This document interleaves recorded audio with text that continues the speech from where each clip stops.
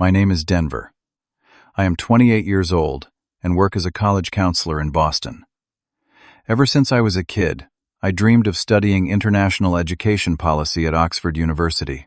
When I received that email, announcing I was a finalist for the fully funded Rhodes Scholarship, my heart nearly exploded with joy. Then 3 days before my flight to London, I discovered my passport was missing. My sister Ashley confessed with a smirk that she had taken it. What shocked me more than her betrayal was how my parents defended her. They had no idea I always prepare a backup plan. If you are watching from somewhere where family should support your dreams, but sometimes do not, hit subscribe and stay with me as I reveal how I turned betrayal into triumph. I grew up in a middle-class suburban neighborhood outside Philadelphia. Our house was modest but comfortable, nestled on a tree-lined street with similar homes filled with families trying to make ends meet while giving their kids better opportunities than they had. My parents worked hard. My dad as an insurance adjuster and my mom as an elementary school administrative assistant. They were never wealthy, but they instilled in me the value of education as the pathway to a better life. From an early age, I showed academic promise. School came naturally to me, and I found myself drawn to books while other kids my age were playing video games or sports. My parents seemed proud, especially when teachers would praise my work during parent-teacher conferences. They displayed my academic awards on the refrigerator and bragged about my grades to relatives during holiday gatherings. Despite our limited financial resources, I thrived academically. I joined every academic club available, participated in debate team, and spent weekends studying while my classmates went to parties. The hard work paid off when I received a full scholarship to Penn State.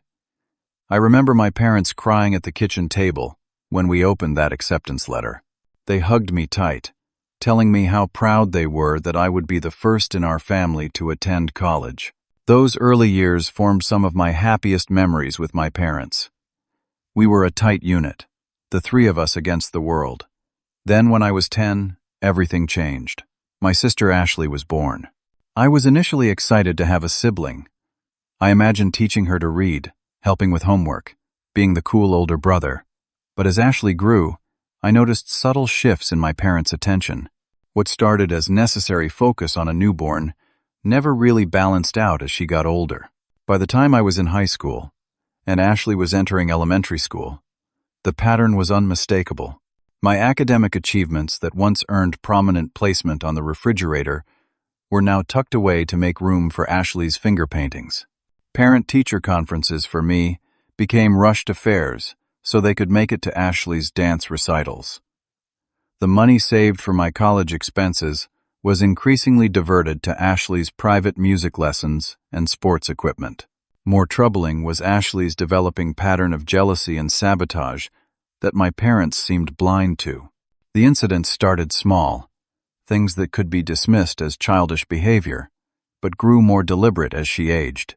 When I was 17 and selected as valedictorian, Ashley created a family drama the morning of graduation. She claimed to be seriously ill, requiring my mother to stay home with her rather than attend my ceremony. My father came alone, leaving early to check on them. What should have been one of my proudest moments became overshadowed by worry and disappointment. Later that evening, Ashley miraculously recovered just in time for her favorite TV show. During my senior year of college, I was applying to graduate programs. I had spent weeks perfecting my application essays, printing final copies to mail the next day. I left them on the dining table overnight, returning in the morning to find them soaked with coffee. Ashley, then 12, claimed she accidentally knocked over her mug while getting breakfast. The essays needed to be completely rewritten, causing me to miss early admission deadlines for 2 programs. Each time something like this happened, my parents would rush to defend Ashley. They would tell me, "She is just a kid, Denver. She does not understand how important these things are to you." Or, "It was just an accident. Stop being so hard on her." Their defense of her behavior became so predictable that I eventually stopped bringing up incidents altogether. After graduating from Penn State with honors in education policy, I moved to Boston to begin my career. I secured a position as a college counselor at an underfunded public high school, helping bright but disadvantaged students navigate the complicated world of college admissions, financial aid, and scholarships. My own experience as a scholarship student made me particularly effective at identifying opportunities for my students.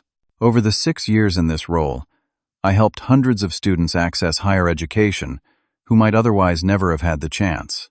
I found the work deeply fulfilling, but a larger ambition continued to burn within me. I wanted to effect change on a systemic level, to help shape education policy that could benefit thousands rather than hundreds. This ambition pointed to one destination: Oxford University, home to the most prestigious international education policy program in the world. The Rhodes Scholarship represented the pinnacle of academic achievement and my only realistic path to Oxford. The scholarship would fully fund 2 years of study plus living expenses, an opportunity I could never afford on my counselor salary. I spent 3 years preparing my application, conducting original research, publishing articles in education journals, and building relationships with leaders in the field. The application process was grueling, with multiple rounds of elimination. When I received the email announcing I was a finalist, one of just 15 selected for in-person interviews in London, I could hardly believe it. The message indicated that fewer than half of the finalists would ultimately receive the scholarship, but simply reaching this stage was an extraordinary achievement. I immediately called my parents to share the news. Their response was lukewarm at best. My father asked about the financial implications of moving abroad, while my mother worried about how infrequently they would see me. Neither congratulated me on the accomplishment. When I mentioned I would need to fly to London for the interview, my mother immediately asked if I would be home for Ashley's 21st birthday party scheduled for the following month. The conversation left me deflated, but I was determined not to let their reaction diminish my achievement. In the weeks leading up to the interview, I prepared meticulously. I researched each committee member, practiced responses to potential questions, and fine-tuned my proposal for improving educational access in underserved communities. I arranged for time off work, booked my flight to London, and ensured my passport and visa documentation were in order. Everything was carefully planned, with backup options for almost every contingency.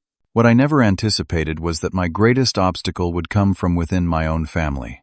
3 days before my scheduled flight to London, I met with Professor Thompson, my undergraduate mentor who had written one of my recommendation letters for the scholarship. We spent 2 hours at a coffee shop near campus, reviewing potential interview questions and refining my responses. The professor, a distinguished gray-haired man who had guided countless students through similar processes, seemed confident in my chances. As he gathered his notes at the end of our session, he fixed his keen eyes on me and said, "Denver, I have never had a student more deserving of this opportunity. You have done the work. Now trust in that preparation and be yourself. They would be fools not to select you." His words buoyed my spirits as I headed home to begin packing. I had created a detailed checklist of everything needed for the trip, with my passport and travel documents at the very top. I went to my desk drawer where I always kept my passport, but found only empty space where it should have been. A wave of panic washed over me. I searched frantically through every drawer, folder, and storage box in my apartment. I emptied my work bag, checked coat pockets, and even looked in ridiculous places like the refrigerator and bathroom cabinet. The passport was nowhere to be found. I sat on the edge of my bed, trying to calm my racing thoughts and remember when I had last seen it. I was certain I had placed it in my desk drawer, after checking its expiration date 2 weeks earlier. I lived alone, and no one had been in my apartment since then except for a brief visit from my friend Marcus. As I was mentally retracing my steps, my phone rang. It was Ashley checking in about my interview preparation. There was something unusual in her voice, an undercurrent of satisfaction that triggered my suspicion. "How are your travel arrangements coming along?" she asked with forced casualness. "Got all your documents ready?" At that moment, I knew. The realization hit me like a physical blow.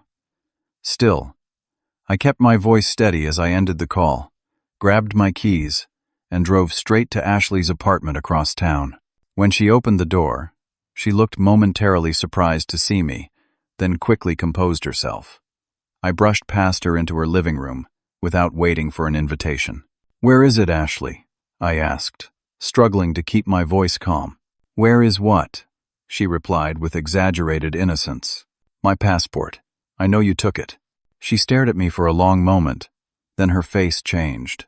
The pretense fell away, replaced by a cold expression I had never seen before. She walked to her bookshelf, pulled down a decorative box, and removed my passport from inside. "I was doing you a favor by keeping it safe," she said, holding it just out of my reach. "But maybe it's better if I hang on to it a little longer." "Give me my passport, Ashley," I said, extending my hand. "This is not a game. I need to be on a flight in 3 days." She laughed, a sound devoid of humor. "Always so serious, Denver. Always so important. Did you ever think that maybe you should not go? That maybe your place is here with your family?" I stared at her in disbelief. This was about my scholarship interview? "If you get this scholarship, you will abandon us all," she continued. "You will go off to England, become some big important policymaker, and forget about us.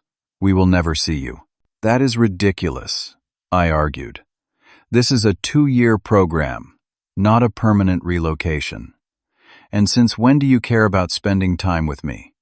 You have spent years trying to push me out of the family." Her face flushed with anger. "That is not true. You left. You went to college and then moved to Boston. You chose to stay away. I chose to build a career," I countered. "Something you would understand if you had ever committed to anything for more than a few months." This struck a nerve. Ashley had bounced between 3 different colleges without completing a degree, and her employment history consisted of a string of jobs she quit whenever they became challenging. "See? This is exactly why you should not go," she snapped. "You think you are better than all of us. At least I am here for Mom and Dad. What are you giving them besides disappointment and distance?" I lunged for the passport, but she quickly moved it behind her back. I could have physically overpowered her, but that would have crossed a line I was not willing to breach. "I am going to Mom and Dad," I told her, backing toward the door. "We will see what they have to say about this." She smiled, a disturbing expression that sent a chill through me. "Go ahead. See if they take your side for once." Her confidence should have warned me, but I was too angry to notice. I drove straight to my parents' house, certain they would intervene once they understood the situation.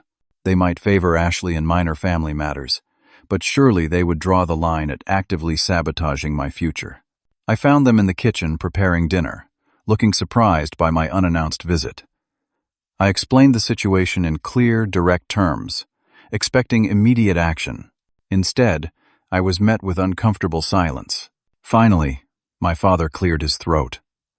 "Denver, have you considered that maybe this scholarship is not the right path for you?" I stared at him, certain I had misheard. "What?" My mother stepped forward, placing a hand on my arm. "Honey, Oxford is so far away. And this policy work you want to do, it all sounds very ambitious. Maybe something closer to home would be better. There are good schools right here in Pennsylvania." "I cannot believe what I am hearing," I said, pulling away from her touch. "Ashley stole my passport to prevent me from attending an interview that could determine the entire course of my career, and you are defending her?" My father sighed heavily. "She is worried about losing her brother. We all are. Family should come first, Denver." "Family?" I repeated incredulously. "Where was this concern for family when you missed my college graduation for Ashley's dance recital? Or when you forgot my 25th birthday because you were planning her sweet 16? You are being unfair," my mother protested weakly. "We have always supported you." "No, you have always expected me to understand, to be mature, to sacrifice. You have never asked the same of her." My father's expression hardened. "Some opportunities are not meant for everyone, Denver. Maybe this is just not meant to be." His words felt like a physical blow. In that moment, I realized that no matter what I achieved, no matter how hard I worked, they would never fully support my ambitions if they came at any perceived cost to Ashley. Maybe this is a sign you should stay closer to home, my mother added gently.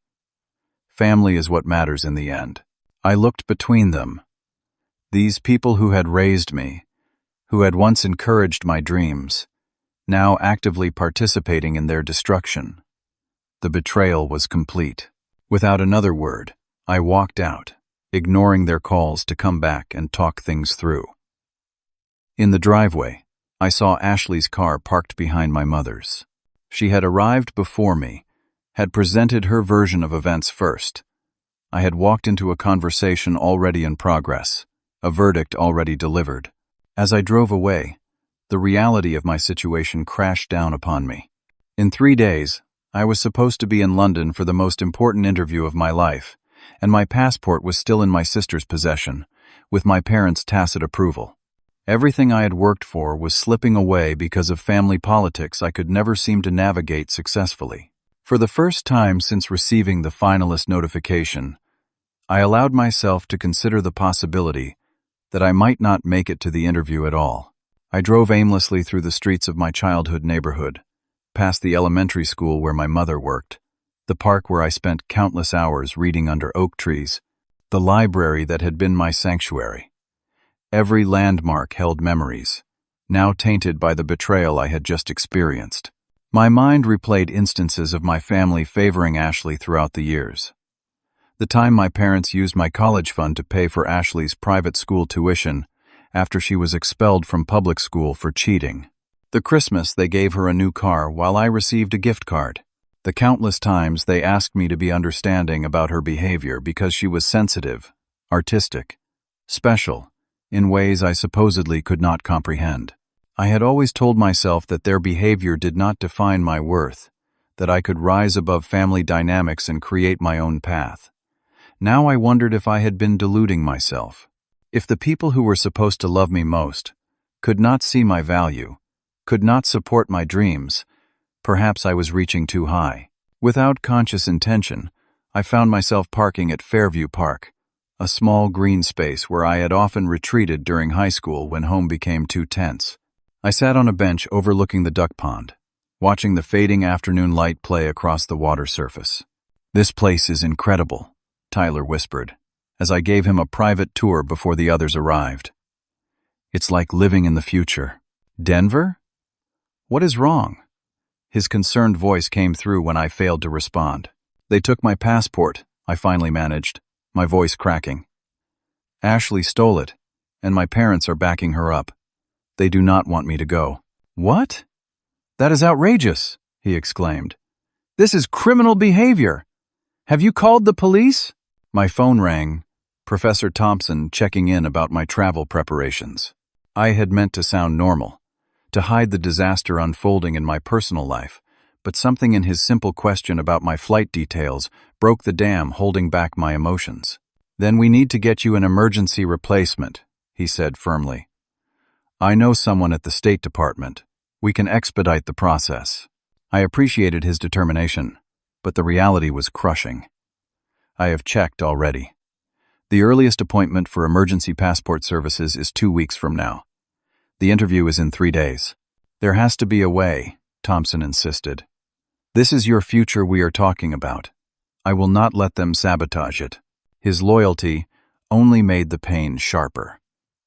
After hanging up, I sat in my car as rain began to fall, matching my emotional state perfectly. I stared at the droplets racing down the windshield, feeling as though my life was similarly sliding out of control. My phone rang again. This time it was the Rhodes Scholarship Committee coordinator confirming my arrival details for London. "Mr. Harrington, we are looking forward to meeting you on Thursday," the crisp British voice announced. "I just wanted to confirm you have all the necessary documentation for the border control and check if you need any assistance with transportation from Heathrow to your accommodation." I opened my mouth to admit defeat, to confess that I would not be attending due to circumstances beyond my control. The words were on the tip of my tongue when something stopped me. A memory surfaced, something so simple I had completely overlooked it. When applying for my visa pre-approval several months ago, I had scanned a copy of my passport. The file would still be on my laptop. While not a replacement for the actual document, it contained all the information about my passport number, issue date, and expiration date. I also remembered reading an article about emergency travel document procedures. Under certain circumstances, Americans could obtain same-day passport replacements for urgent international travel. "Mr. Harrington? Are you still there?" the coordinator prompted. "Yes, sorry," I replied, my mind racing with new possibilities. "Everything is in order. I will be arriving as planned on Thursday." After ending the call, I sat up straighter in my seat. The rain continued to fall, but I no longer felt defeated by it. Instead, I felt a new determination rising through my tears. I immediately called my best friend Marcus, explaining the situation in rapid-fire sentences. "Those jerks," he growled when I finished. "What can I do to help?" "I need you to meet me tomorrow morning at the Regional Passport Agency in Philadelphia," I said. "Bring my birth certificate from the fireproof box in my closet, my social security card from my filing cabinet, and print out the email confirmation of my Rhodes interview. I am going to try for an emergency same-day passport." He did not hesitate. "What time?" "4 in the morning," I replied. "We need to be first in line." "I will be there," he promised. For the first time since discovering my passport missing, I felt a flicker of hope. My family may have betrayed me, but I was not alone. And more importantly, I was not giving up. I drove back to my apartment with renewed purpose, researching the exact requirements for emergency passport services on my phone at traffic lights. The criteria were strict: life or death emergency, involving immediate family, urgent medical treatment abroad, or imminent travel within 48 hours with tickets already purchased. My situation qualified under the last category, but I would need substantial documentation to prove it. I spent the night gathering every possible piece of evidence: my flight reservation, the Rhodes Scholarship finalist letter, my Oxford acceptance contingent on scholarship funding, letters of recommendation, even news articles about the importance of the Rhodes program.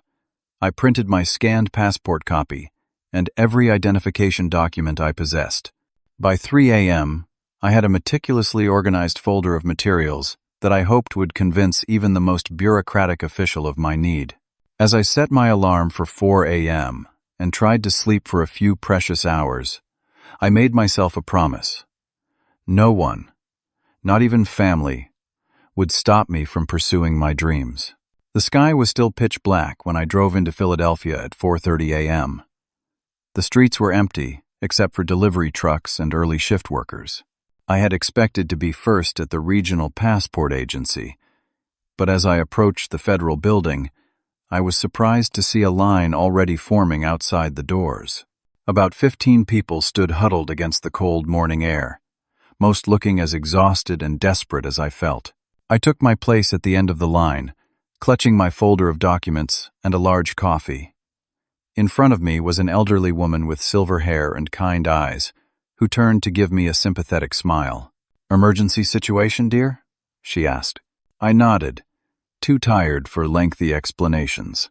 "Me too," she said. "Going to see my new grandbaby in Toronto. My daughter had complications, and they need me there." "What about you?" Something in her grandmotherly manner broke through my guards. "Scholarship interview in London tomorrow. My sister stole my passport, and my parents took her side." Instead of the awkward sympathy I expected, the woman nodded knowingly. "Family," she sighed. "They can hurt us deeper than anyone else because they know exactly where to stick the knife." For the next hour, as dawn slowly brightened the sky, she shared wisdom gleaned from 8 decades of navigating complicated family relationships. Her own sister had tried to contest their father's will, claiming the woman had manipulated him into leaving her the family home. "We did not speak for 15 years after that," she told me. "Now we are the only ones left from our generation, and we realized life is too short. We are not close, but we found peace. You will too, eventually. But for now, you focus on that scholarship. Success is the best revenge." Her words carried me through the tedious wait. At 8:30 a.m., the doors finally opened, and security began processing the line. We shuffled through metal detectors and bag checks, then into a large waiting room with rows of hard plastic chairs. Each person received a number from an automated kiosk, and the waiting began anew. My number was 24. The electronic display showed they were serving number 3. I settled in, reviewing my documents again and rehearsing what I would say when my turn came. 2 hours later, number 24 finally flashed on the screen, directing me to window 7. I approached to find a middle-aged man with tired eyes and a name tag reading James Wilson. He did not look up as I placed my folder on the counter. "How can I help you today?" he asked in the monotone of someone who had repeated the same phrase hundreds of times. "I need an emergency passport," I said. "I am scheduled to fly to London tomorrow for a Rhodes Scholarship interview." He looked up then, skepticism clear in his expression. "Original passport? It was stolen," I explained, pushing forward the police report I had filed online that morning. He scanned the report. Normally, a stolen passport requires a standard application process, 10 to 12 weeks for processing. "I understand, but this qualifies as an emergency situation," I countered, pulling out my flight itinerary. "I have documentation showing I am scheduled to leave tomorrow morning, and the interview cannot be rescheduled or conducted remotely."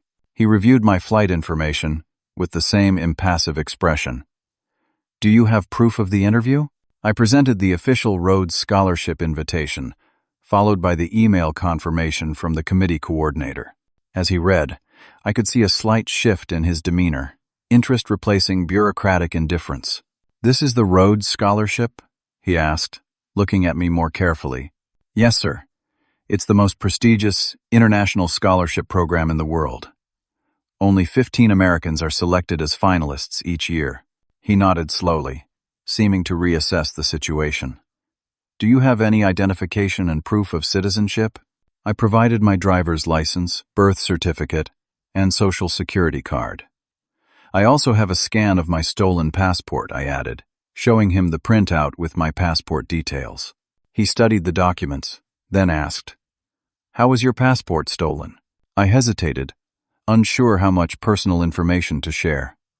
"My sister took it from my apartment to prevent me from attending the interview. My parents are supporting her actions." His eyebrows rose. "That is a new one. Usually it's an ex-spouse or a jealous partner. Family can be complicated," I said, echoing the elderly woman's words. He typed something into his computer, then looked back at me. "There is a same-day emergency passport service, but it's rarely approved except in genuine emergency circumstances. I would say this qualifies, but the process is complicated and requires additional verification." My heart leaped. "What do I need to do?" He handed me additional forms to complete, explaining I would need proof of immediate international travel, which I had, plus verification of my identity from a qualifying individual who had known me for at least 2 years, along with their identification. My heart sank. I don't have anyone with me who can vouch for me. At that moment, as if by miracle, Marcus walked into the waiting room, scanning the crowd until he spotted me at window 7. I waved him over, hope surging again. "Is this a friend?" James asked. "Yes, my best friend since college." "Would he qualify as a verifying individual?" James explained the requirements to Marcus, who immediately agreed to serve as my identifier. He provided his driver's license, completed the necessary affidavit, and answered questions about how long he had known me and in what capacity. There was still more paperwork, fees to pay, and additional verification steps. James explained that even with all documentation in order, approval would depend on a supervisor's review and system availability. Nothing was guaranteed. The hours ticked by as we moved through the bureaucratic process. I watched the clock anxiously, knowing each passing minute brought me closer to my flight time. What had started as a desperate long shot was now tantalizingly possible, yet still uncertain. At noon, James informed us that my application had moved to the final review stage. I would need to wait until they called my name. It could be hours more. Marcus went to get us lunch, returning with sandwiches we barely tasted. The elderly woman from the line had completed her process and stopped by on her way out to wish me luck. You show them what you are made of, young man, she said, patting my arm. Don't let anyone steal your future. By 3 o'clock, my anxiety was reaching unbearable levels. My flight was scheduled for 7 the next morning, meaning I needed to be at the airport by 4. If I didn't receive the passport today, the entire plan would collapse. At 3:47 p.m., just as I was beginning to lose hope, a voice called over the intercom, "Denver Harrington, to window 12, please." I rushed to the window, where a different official waited with a thin blue booklet in hand. My heart pounded as she verified my identity one final time. "Mr. Harrington," she said, her voice serious, "this is a fully valid emergency passport with standard validity. Please understand that your stolen passport has been flagged in the system and can no longer be used for travel. When you return from your trip, you should apply for a regular replacement." I barely registered her words as she handed me the passport. I opened it with trembling hands to see my information and photo transferred from their records system. It was real. I had a valid travel document. I thanked her profusely, clutching the passport as if it might disappear. Marcus clapped me on the back as we hurried out of the building. "We gotta get you to the airport," he said, checking his watch. "We are cutting it close." The race wasn't over yet. I still needed to return to my apartment, pack my luggage, and make it to the airport for an international flight. But the biggest obstacle had been overcome. Against all odds, despite my family's betrayal, I had found a way forward. As we drove home, I felt a complex mixture of emotions. Relief and triumph were foremost, but beneath them ran currents of sadness and anger. The people who should have supported me the most had tried to sabotage my future.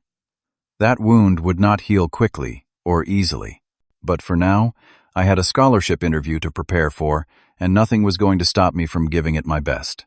The next morning, racing through airport security with my emergency passport did present additional complications. The document triggered extra screening, and I endured a secondary inspection where I had to explain the unusual circumstances of its issuance. The TSA agent listened to my abbreviated explanation with raised eyebrows. "Rhodes Scholarship, huh?" he said when I finished. "My daughter's dream is Oxford. Good luck, man. Make it count." By the time I cleared security, my flight was on final boarding. I sprinted through the terminal, reaching the gate just as they were preparing to close the doors. Breathless and sweating, I handed over my boarding pass, then stumbled down the jetway and collapsed into my seat as the cabin door sealed shut behind me. As the plane taxied toward the runway, the reality of what I had accomplished began to sink in.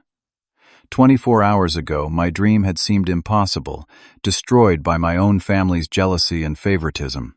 Now I was on my way to London, passport in hand, interview awaiting. I closed my eyes as the plane accelerated down the runway, lifted into the air, and carried me toward my future, 7,000 miles and a world away from those who had tried to hold me back. The transatlantic flight was a blur of restless sleep and interview preparation. I reviewed my notes until the words swam before my eyes, then dozed fitfully, only to jerk awake with another point I wanted to remember. By the time we landed at Heathrow, I was simultaneously exhausted and wired, running on adrenaline and determination.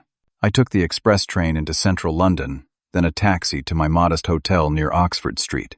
The scholarship committee had arranged accommodations for all finalists, a gesture of equality to ensure no candidate had an advantage based on personal finances. I checked in, showered, and laid out my interview suit before collapsing on the bed for what I hoped would be a few hours of proper sleep. My phone rang, jolting me awake. It was my parents, no doubt wondering where I had disappeared to. I considered ignoring the call, but decided a brief conversation would prevent them from escalating their concern to authorities. "Hello?" I answered, keeping my tone neutral. "Denver, where are you?" my mother demanded.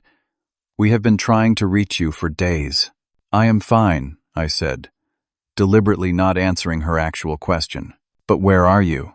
she persisted. "We came by your apartment, and you were not there. We are worried sick. I am handling some important business. I replied. "I will be in touch when I return." "Return? From where? Are you saying you are not even in town? How is that possible without your passport?" I felt a small, petty satisfaction at her confusion. "I have to go now. I will call you later." Before she could ask more questions, I ended the call. Almost immediately, a text message arrived from Ashley. "Good luck with your non-existent interview. Hope whatever scheme you cooked up was worth alienating your family." I deleted the message without responding. Their drama felt distant now, small compared to what lay ahead. I forced myself to focus on my preparation, reviewing key points about educational access initiatives I hope to develop at Oxford. After years of helping individual students navigate barriers to higher education, I had identified systemic changes that could benefit thousands more. The next morning, I dressed in my charcoal gray suit, the only truly formal attire I owned, purchased specifically for this interview. As I adjusted my tie in the mirror, I noticed the dark circles under my eyes, but also a determination in my gaze that had not been there before. The past few days had tested me in unexpected ways, revealing a resilience I hadn't known I possessed. I arrived at Rhodes House 30 minutes early, a grand Victorian building in central Oxford with imposing stone columns and intricate architectural details. Inside, the atmosphere was one of hushed reverence, with wood-paneled walls and portraits of distinguished alumni watching from gilded frames. I joined a small group of equally nervous candidates in an elegant waiting room, each of us trying to appear confident while masking our anxiety. There were 14 other finalists, representing the best and brightest from across America. As we introduced ourselves, I learned I was among Ivy League graduates, published researchers, and accomplished activists. In another context, I might have felt intimidated by their credentials, but after overcoming the obstacles of the past few days, I felt equal to any challenge. A distinguished woman in a tailored suit appeared at precisely 9 a.m., introducing herself as Dr. Eleanor Whitfield, chair of the selection committee. She welcomed us warmly before explaining the process. Each candidate would have a 30-minute panel interview with 7 committee members, including distinguished academics, business leaders, and past Rhodes scholars. I was scheduled third, which gave me enough time to gather my thoughts, but not so long that my nerves would fray completely. When my name was called, I followed an assistant down a long corridor to a room where 7 serious faces greeted me from behind an imposing oak table. The interview began with standard questions about my academic background and career goals. I spoke about my work with disadvantaged students and how it had shaped my understanding of educational barriers. The committee seemed engaged, nodding and making notes. Then came more challenging questions about my proposed research at Oxford. How would my ideas translate to international contexts? What evidence supported my approach? How would I measure success? I answered thoughtfully, drawing on both research and personal experience. Dr. Whitfield leaned forward, fixing me with a penetrating gaze. "Mr. Harrington, everyone here has impressive accomplishments and ambitious goals. What I want to know is what drives you personally.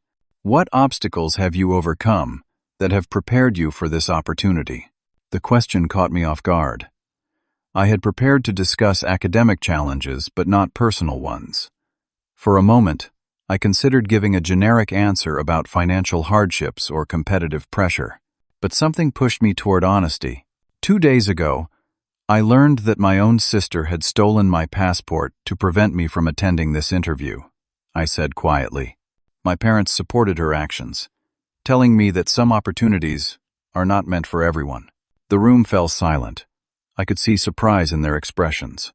"Yet you are here," Dr. Whitfield observed.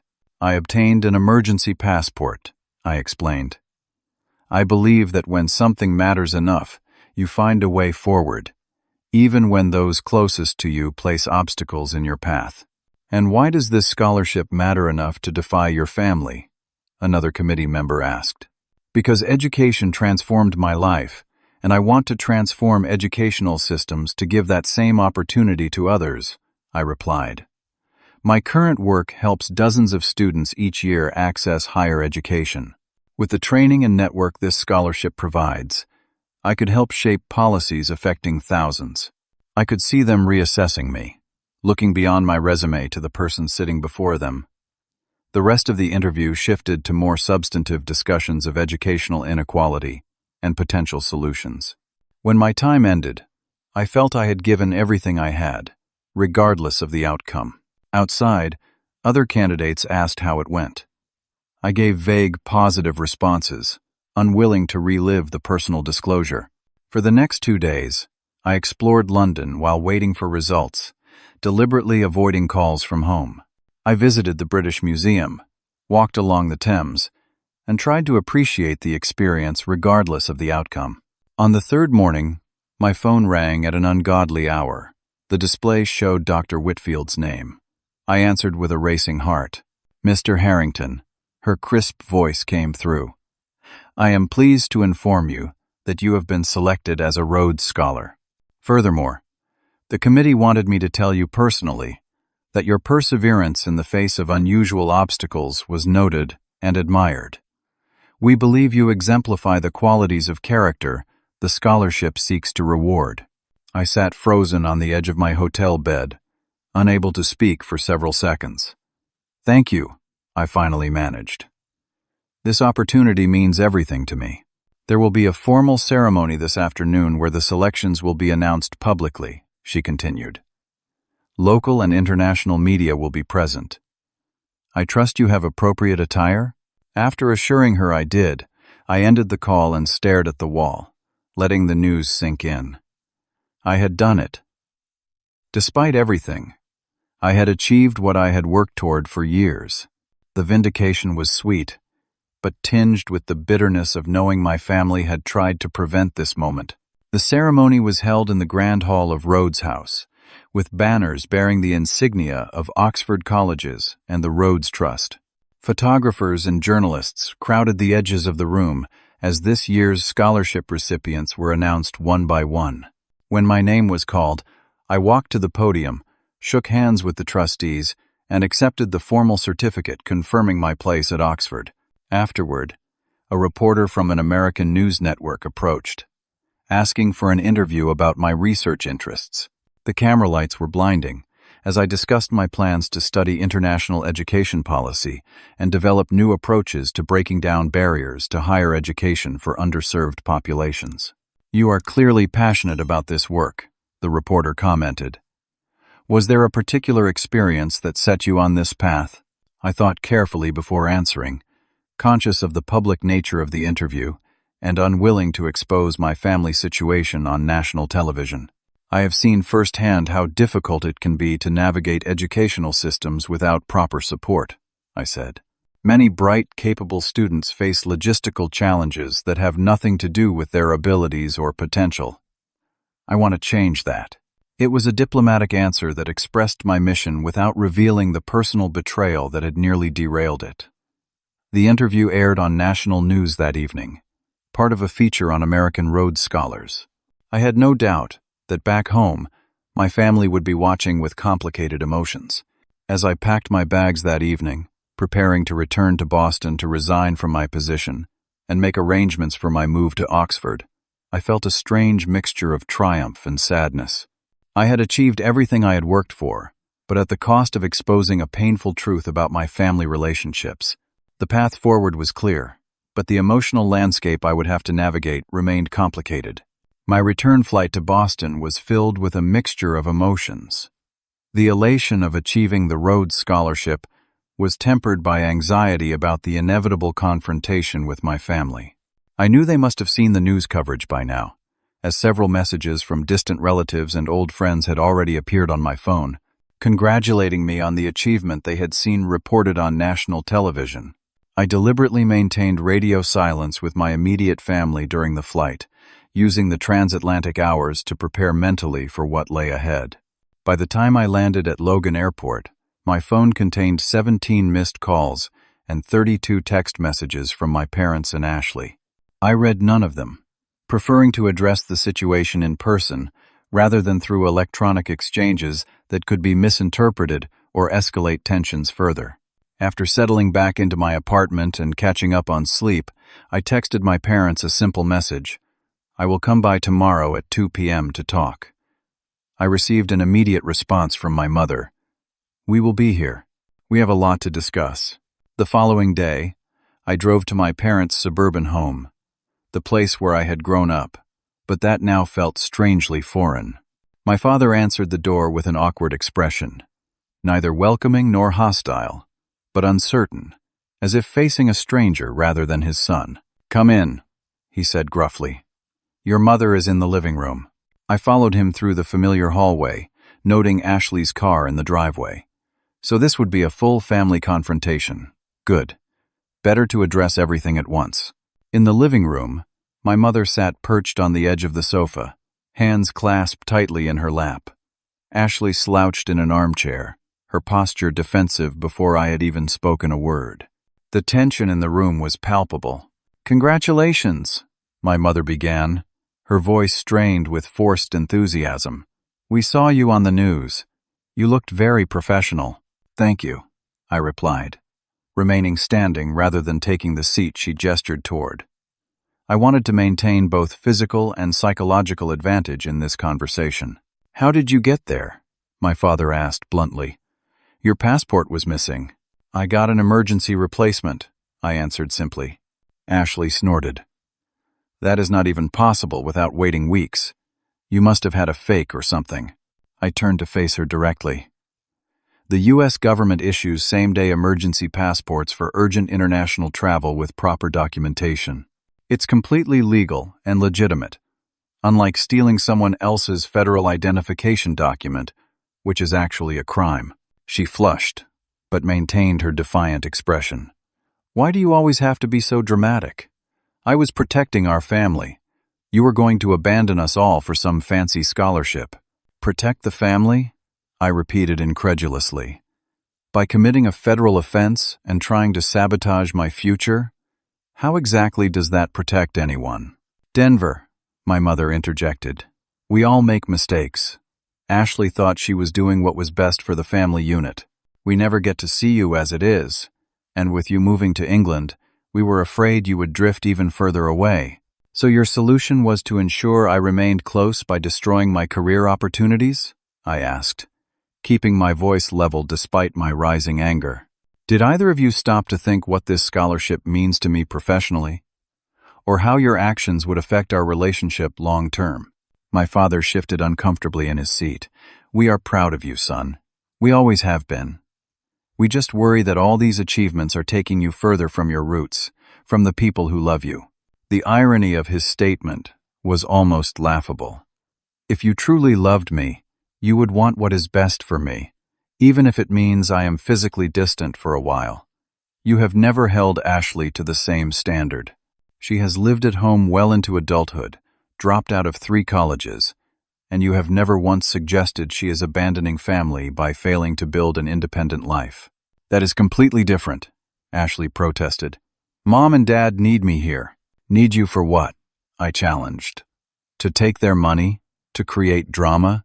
To validate their parenting by remaining dependent?" "Now you are just being cruel," my mother said, tears forming in her eyes. "We have always tried to protect Ashley because she is more sensitive than you. You were always the strong one, always able to handle things on your own. And that is precisely the problem," I responded. "You have used my independence and resilience as an excuse to neglect me emotionally while pouring all your support into Ashley. You have created a dynamic where she believes she is entitled to sabotage my success, to maintain her position as the center of family attention." My father stood up suddenly. "That is enough. I will not have you speak to your mother that way or make such accusations in our home." I remained calm, meeting his angry gaze steadily. "These are not accusations, Dad.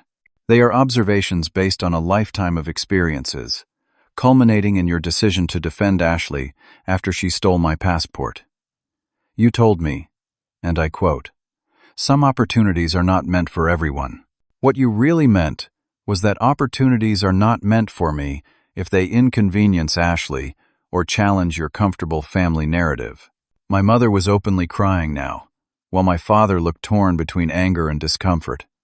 Only Ashley maintained her defensive posture, though her expression had grown uncertain.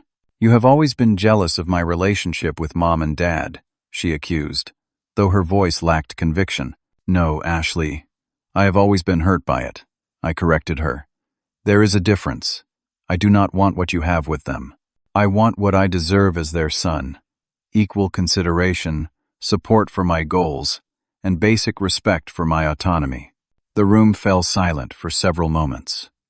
My mother wiped her eyes and looked at me with an expression I had rarely seen directed my way. Genuine regret. "Denver, I am so sorry," she said quietly. "I never realized how our actions made you feel. We never meant to hurt you or make you feel less valued. But you did," I replied softly.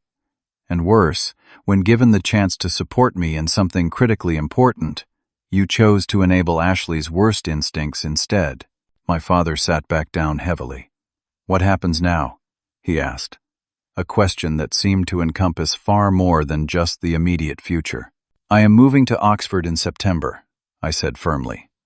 "I have resigned from my position in Boston and will spend the summer preparing for my program. As for our relationship, that depends entirely on you. I am setting clear boundaries from this point forward. I will not tolerate any further interference in my life or career, nor will I accept the unequal treatment that has characterized our family dynamic." "You cannot just dictate terms to us," Ashley protested. "We are family. Family is not an excuse for toxic behavior," I replied. "Being related by blood does not grant you the right to sabotage my life or treat me with disrespect.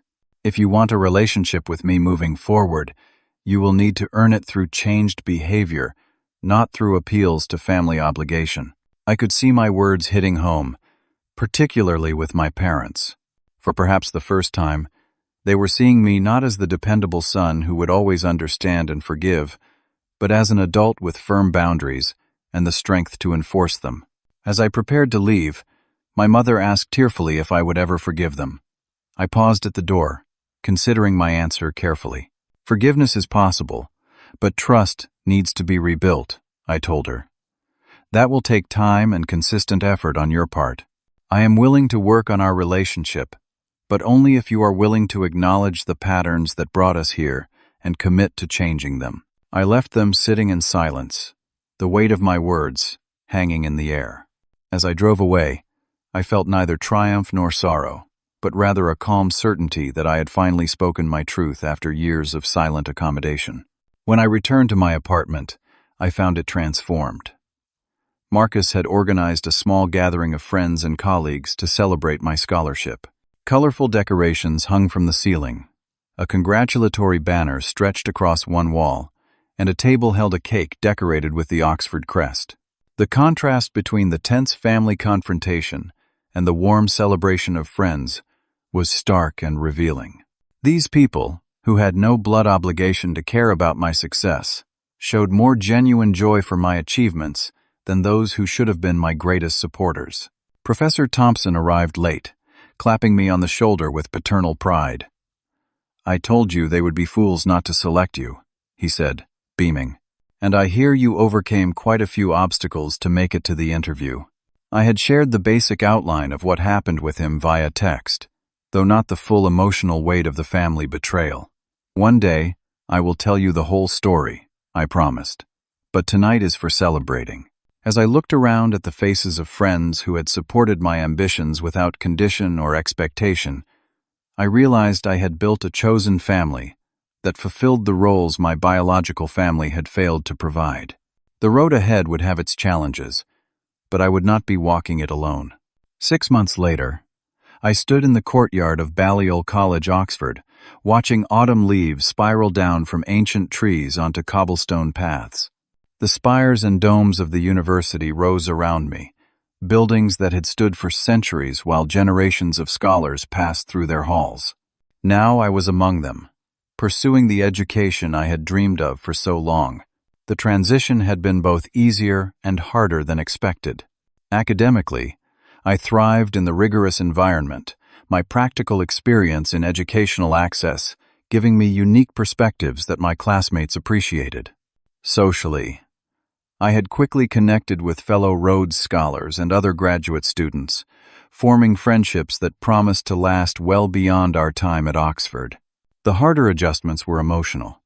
Being an ocean away from the unresolved family situation created a strange limbo where I could neither fully escape the past nor properly address it. I maintained limited contact with my parents through occasional video calls and emails, carefully keeping conversations light and impersonal, while we all adjusted to our new dynamic. My mother had begun sending thoughtful messages about articles related to my field or asking genuine questions about my research. My father, less verbally expressive, showed his tentative efforts at reconciliation by learning how to use video calling technology and appearing beside my mother during our conversations, offering awkward but sincere inquiries about my experiences. Ashley remained the most distant. After our confrontation, she had retreated into angry silence for several months. Only recently had she begun sending brief, neutral text messages, primarily on holidays or family occasions. I responded with equal brevity, neither encouraging nor discouraging the fragile connection. My parents had suggested family counseling, a step that surprised me given their previous resistance to acknowledging problems. They had actually begun seeing a therapist themselves, something I would never have predicted. While skeptical about immediate changes, I recognized the significance of their willingness to examine family patterns that had remained unchallenged for decades. At Oxford, I found unexpected healing through my academic work. My research on educational access barriers resonated deeply with faculty and fellow students, validating the path I had fought so hard to pursue. Professor Eliza Montgomery, a leading expert in international education policy, became both mentor and friend, recognizing the passion and personal experience I brought to the field. "You have something many academics lack," she told me over tea in her book-lined office. "You understand these barriers not just intellectually but viscerally. That gives your work an authenticity and urgency that cannot be manufactured." Under her guidance, my research expanded beyond American educational systems to comparative approaches across different countries and cultures. I began developing a framework for identifying and addressing hidden obstacles that prevented talented students from disadvantaged backgrounds from accessing higher education. The work absorbed me completely, providing both intellectual stimulation and emotional healing as I transformed my own struggles into tools for helping others. The first holiday season away from home proved challenging, but ultimately liberating. Rather than returning to America and the emotional complexities awaiting there, I accepted an invitation from my British friend Thomas to join his family in the Cotswolds. The warm welcome from complete strangers, who treated me as an honored guest, provided a bittersweet contrast to my own family dynamics. On Christmas Eve, I received a video call from my parents. They sat in the familiar living room, decorated with the same ornaments and lights that had marked every Christmas of my childhood. "We miss you, Denver," my mother said, her eyes reflecting both sadness and understanding. "But we are proud of what you are doing there." My father nodded beside her. "We have been doing a lot of thinking about everything that happened. The therapist has helped us see some patterns we never recognized before. I appreciated their efforts, but maintained the emotional boundaries I had established." "Thank you for calling," I responded. "I am doing well here." After ending the call, I sat alone in the guest bedroom of Thomas's family home, reflecting on how much had changed in a year. Last Christmas, I had been in Boston, unaware of the challenges and betrayals that lay ahead, but also unaware of my own strength and resilience. A week later, an unexpected email arrived from Ashley. Unlike her previous brief messages, this one contained several paragraphs of genuine self-reflection. "Denver, I have been thinking about what happened with the passport and everything that came before it. I always felt like I was living in your shadow, like Mom and Dad compared me to you and found me lacking. Instead of working harder or finding my own path, I tried to pull you down to make myself feel better. It was wrong, and I am truly sorry for trying to sabotage your interview. Seeing you on TV accepting that scholarship made me realize I cannot stop you from succeeding, and I should not want to. I am trying to figure out my own life now, starting with community college classes next semester. I do not expect forgiveness, but I wanted you to know I am working on myself. I read the message several times, surprised by its honesty and lack of defensive justification. My response was careful but genuine. Thank you for your email, Ashley. I appreciate your honesty and self-reflection. What happened hurt me deeply, but I do not wish to hold on to anger or resentment. I am glad to hear you are pursuing education again and hope it brings you fulfillment. We each need to find our own path rather than competing on the same one. I wish you success in your classes.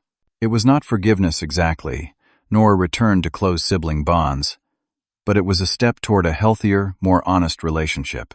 The boundaries remained firmly in place, but they now had gates that could potentially open when appropriate. As winter gave way to spring, my research gained attention beyond Oxford.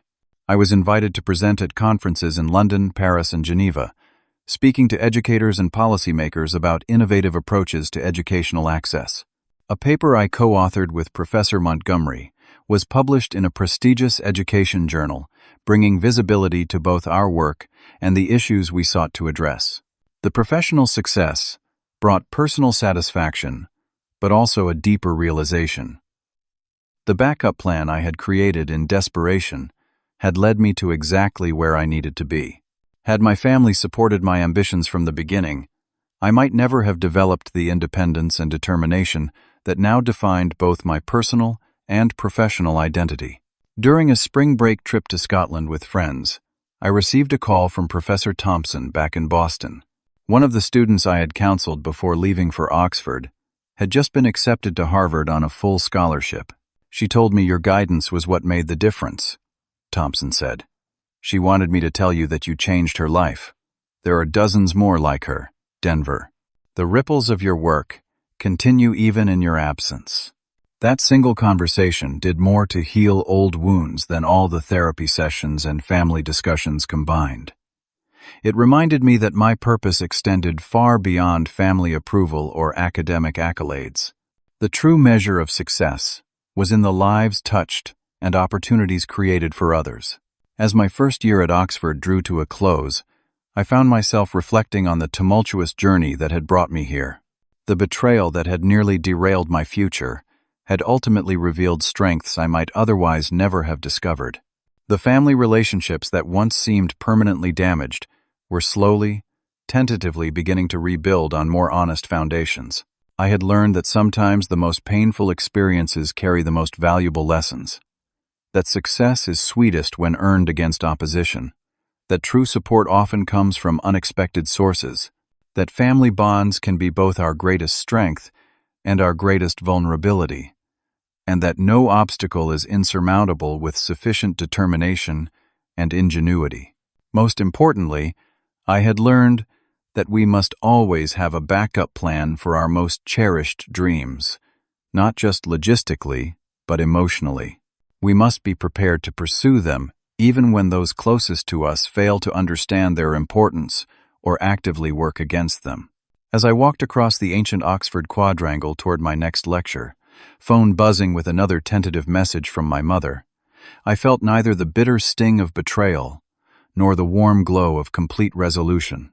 Instead, I experienced the quiet confidence of someone who had faced a crucial test and emerged stronger, wiser, and more authentically himself.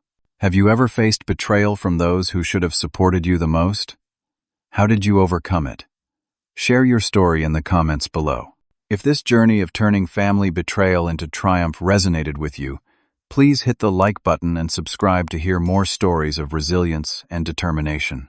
Remember, sometimes the people who should lift you highest are the ones holding you down, but with courage and a backup plan, no one can stop you from reaching your full potential. Thank you for listening, and I hope my experience helps you navigate your own challenging relationships.